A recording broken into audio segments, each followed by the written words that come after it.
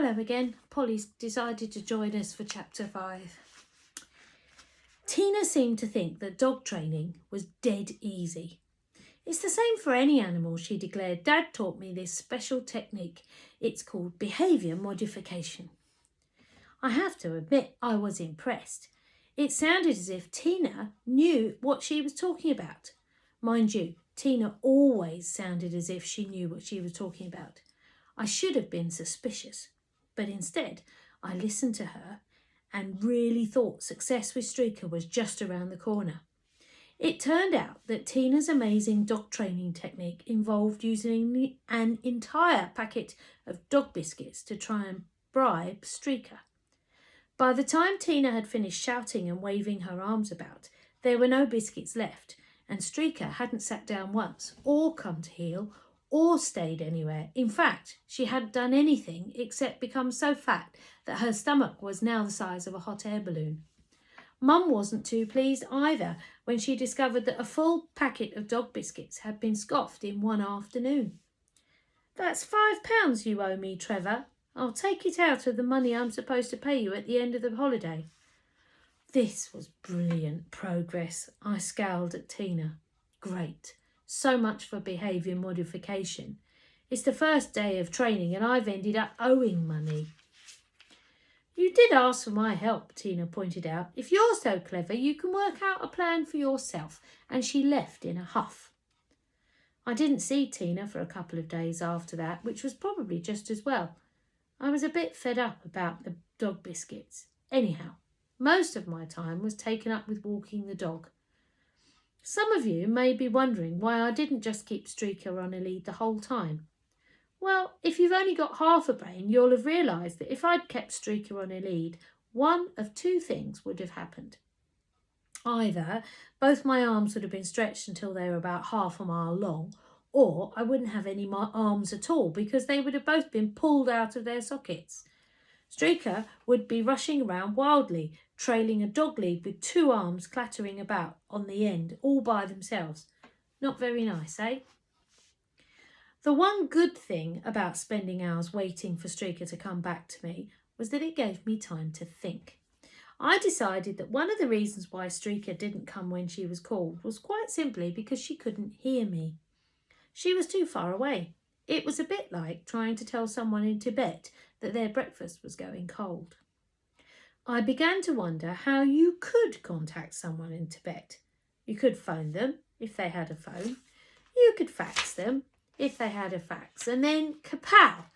This brilliant idea burst inside my head like 100 firework displays all going off at once. Dad had 2 mobile phones at home and a fax machine. Of course, I could hardly send Streaker a fax, although the idea did give me a bit of a laugh.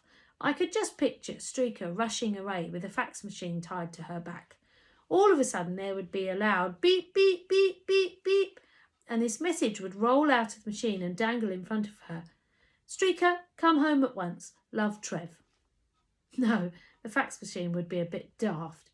But what about the mobile phones? The more I thought about it, the better it got. So I did some careful planning. I waited until Dad and Mum went off shopping and then seized my chance. I nabbed both the mobiles, stuffed them in a rucksack, grabbed Streaker and headed for Tina's. Tina had an old pair of binoculars that I reckoned would come in very useful. Streaker managed to avoid the 3 lampposts this time, but for some reason she tried to mail herself inside a postbox. She kept leaping up and jabbing her nose into the opening. Tina wanted to know what the big plan was, but for once I was doing the organising. We reached the field. "Now what?" asked Tina. "I'm going to let Streaker go. When I need to know where she is, I'll climb a tree and find her with the binoculars." I grinned at Tina. At any moment now, my big plan would be revealed. "Oh, yeah? And what are you going to do then?" I opened the rucksack. Tina stared at the phones and wrinkled up her nose so that the freckles all got squashed together. "What are those for?" "I'm going to switch this one on and strap it onto Streaker's collar. I'll use the other one to send her commands, and also I'll be able to hear where she is." How? Asked Tina. What's Streaker going to do? Report back to you? I suppose she's going to ring you and say, Woof woof, hello Trevor, I'm down a rabbit hole by the railway line. Back in 2 minutes, woof woof. You're jealous, I snapped angrily, just because you didn't think of it. You're supposed to be impressed. I am, Tina went on with a large grin. Woof woof, Streaker reporting, flying at 30,000 feet and going in for my bombing run now. I had to laugh. You can never be cross with Tina for long. We strapped one of the phones to Streaker's collar, making sure that it was near one ear, and then we let her go. She seemed to think it was all great fun. Tina and I climbed a tree to get a good view of the whole field and keep a track of Streaker. The binoculars were excellent. We didn't see much of Streaker, but we did see brilliant views of everything else. Tina turned them on to the rows of houses at the edge of the field. I can see your house and your garden, she said, steadying the binoculars on a branch. Your mum's put the washing out to dry. I can see your underpants.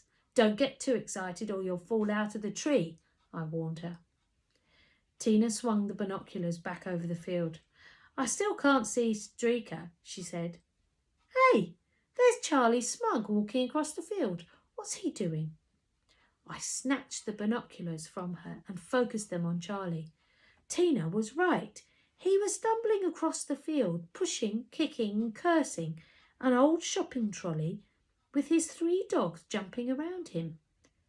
There was some kind of large plastic tub wobbling about in the trolley, and Charlie kept glancing around as if he wanted to make sure that he wasn't being watched. He never thought to look up in the trees, of course, but what on earth was he up to? I wonder what. Polly, do you know what he's up to? You'll have to wait until tomorrow.